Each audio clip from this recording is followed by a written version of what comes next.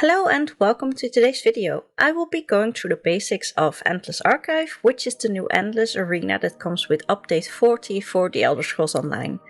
Bear with me, there is a lot to tell. I will be using chapters, so feel free to use them to jump to the parts you want to know more about. Endless Archive is base game content, so you don't need ESO Plus or a chapter to play it. It's solo or duo content. You can go in on your own, with a companion, or with another player.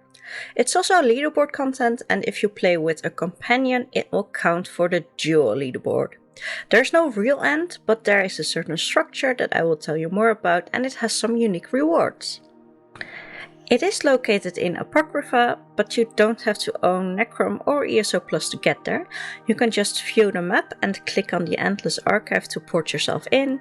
If you do own the chapter, you can obviously walk or ride there, but today we are lazy and we will just port. When you enter, you will end up in the index chamber. At the start of each stage you can also return here.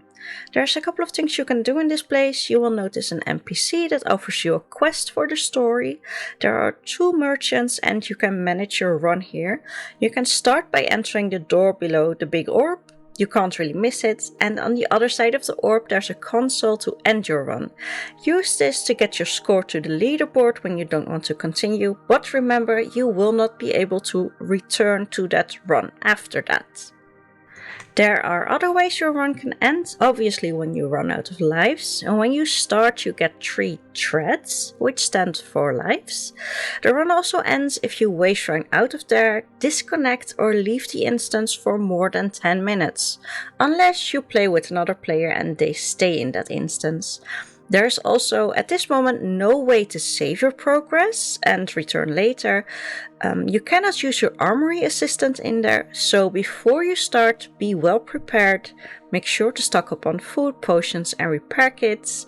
You will also need a self-heal, and if you plan to do more than one arc, maybe invite a tanky friend or be the tanky friend and invite a DD. So what does it look like inside? I can't give you a guide which tells you which enemies you will encounter at which point, because that's completely random. You will meet enemies from all over Tamriel and even trial and dungeon bosses. They are adjusted for solo and duo fights, but will still have most of their original mechanics. Despite the encounters being random, there still is a continuous structure. You will have to defeat waves of mobs called stages. These stages will have normal mobs divided in certain teams. After completing 2 of those, you can complete a cycle by killing a boss. This boss can be pulled anywhere from Tamriel. It might be the Drag King from Fungal Grotto, it might be one of the dragons from Sunspire, or one of the other over 60 bosses. After killing that boss, you'll start the second cycle with again 2 stages of mobs and then another boss. But then, after your 4th cycle, you will have to fight Toad Replicanum. That finishes that arc. So one arc is 5 cycles, of which 4 have regular bosses and the last one has Toad. One cycle is always 2 stages of mobs plus a boss. Finishing one arc is enough to finish the quest, but you can do more of them. The first arc is designed to be relatively easy, and the next one will be more difficult than the one you just finished. After completing one arc, you can also sometimes run into Marauders during the regular stages. They are bosses that give you extra rewards when defeated, but they are also significantly more difficult. If you do plan on doing extra arcs, you will notice that Toad Replicanum will change. The fight will be more difficult each time, and only at arc 4 you will see all mechanics that she has to offer. She is quite a unique boss with her glass team, and she is also quite fun to fight. After each stage you can pick a buff named a verse. The verse is a short-term buff that will only last for the next stage. There are many different verses, one is more useful than the other. And when you finish a cycle, you are offered a different type of buff named a vision. Visions will last for the rest of your current run, and they can also stack. Both Versus and Visions can either provide offensive, defensive and utility buffs. I won't go into all of them because we seem to be talking about almost 50 different Versus and about the same amount of different Visions, and you can actually get achievements for using the different ones. Maybe check them out. Good to know that when you're running with a companion is that they do not have access to these buffs. Only players get them. Sometimes at the end of a stage you will see an extra portal next to the regular one. This leads you to some optional content. Usually it's a challenge of some sort which can reward you with an extra reward chest. I won't go into too much detail here or I will be talking for an hour, but please notice that failing the optional content will not cost you any threads. And while the content you get is random, the game will actually prioritize challenges that you have not yet completed.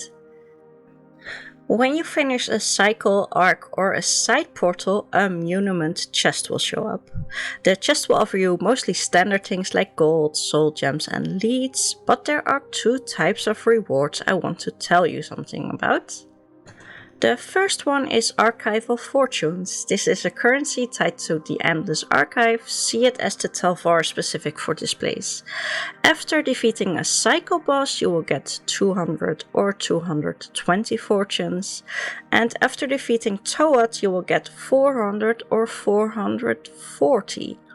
In total I got about 1500 archival fortunes from one arc, plus 550 extra for finishing the quest. However, I do have ESO Plus, and ESO Plus members get 10% more archival fortunes. You can use them at the merchants to buy gear, upgrades, furnishing items and more. The items that one of those merchants in the index chamber offers will change every week, so make sure to take a look on a regular basis. The merchant in the east of the index chamber is the one that offers different things every week, and the one in the north sells furnishings, materials, temporary verses, one of the Hermes more deck fragments, and class sets, about which I will tell you more later. Have you fallen in love with the big orb in the index chamber? This beauty can come to your house for a mere 25,000 fortunes. He also sells upgrades for different prices. Upgrades require achievements to buy, but seem to have permanent effects. Armor's training makes your visions stronger. Destozuno's safety net gives you an extra thread. Vilercor's true sight will give you a third vision choice after defeating a boss. Ghostly Gratitude will make your verses stronger. Sweeter Deal will give you a third verse choice after finishing a stage. And Tentacular Motivation gives you faster movement in the Endless Archive. I can't say too much about the costs and if things are worth it, because SAS already announced they will do some balancing. I think it would be fair if the rewards for more difficult arcs will be better, but we will have to wait and see. You will also be able to get ESO's first class sets. A class set is a set that is tied to a specific class and will only work with a certain skill line. The pieces that drop during your run are curated to the class you're currently playing, but you will be able to buy pieces for other classes at the merchant in the north corner of the index chamber. A non-curated box costs 2000 fortunes and a curated box costs 15,000. Curated means that if you don't have the set complete, it will guarantee to give you a piece you do not yet have. In total for each set there's 36 items. This is because it drops in both heavy, medium and light, plus of course jewelry and weapons. The set items are bind on pickup, so no buying or selling to other players. Right now they only drop from the Toad fight and from Marauders.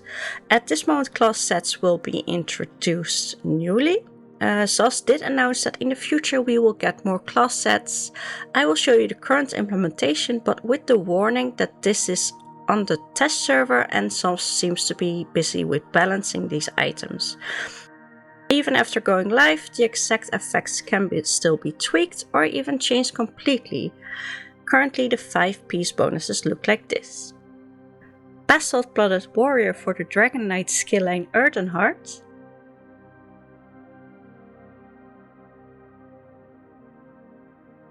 Rodson for the Templar scaling Dawn's Wrath.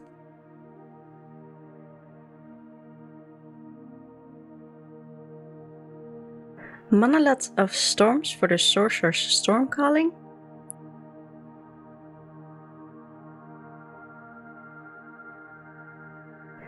Soul Cleaver for the Nightblade's Siphoning.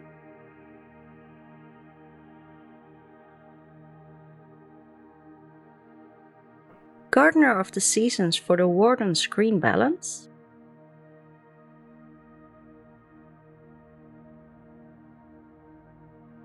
Nobility in Decay for the Necromancer's Bone Tyrant.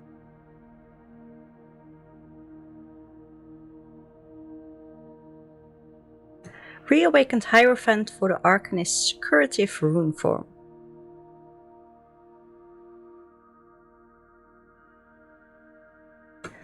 So if you ask me, those are the basics about Endless Archive. There is of course much more to tell, but I don't think that should be in the video where I just wanted to cover the basics. I might make more in the near future, for example, to dive into some of the goodies you can collect. For now, I think we'll just have to dive into the Endless Archive when it goes live. Hereby the kind reminder that this content is base game, and it will go live on the 30th of October for PC and the 14th of November for console. So that was it for now. I hope this was helpful. Thank you for watching and have a great day.